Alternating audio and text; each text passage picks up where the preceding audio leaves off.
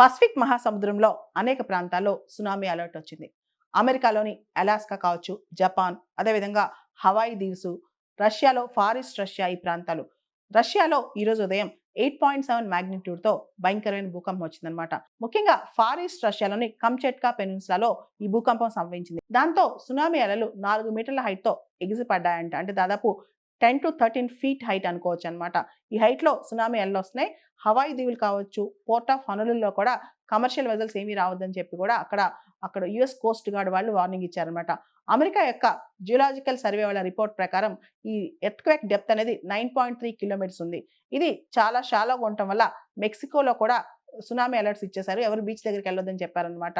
రకరకాల south east Asian నేషన్స్‌లో కూడా alert వచ్చింది. ముఖ్యంగా ఫిలిప్పీన్స్ లాంటి దేశాల్లో కూడా అలర్ట్ వచ్చిందనమాట.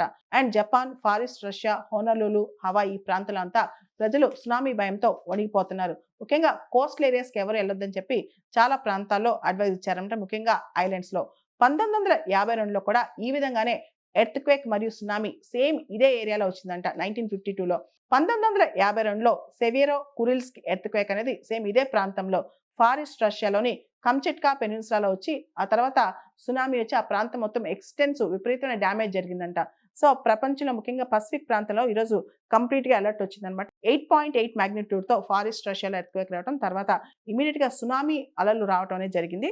దాంతో పసిఫిక్ ప్రాంతంలో అనేక దీవుల్లో సునామీ అలర్ట్స్ ఇచ్చారు. ముఖ్యంగా హవాయి దీవుల్లో అడ్వైజరీ జారీ చేశారు. జపాన్ యొక్క మెట్రలాజికల్ ఏజెన్సీ వాళ్ళు కూడా సునామీ అడ్వైజరీ జారీ చేశారనమాట.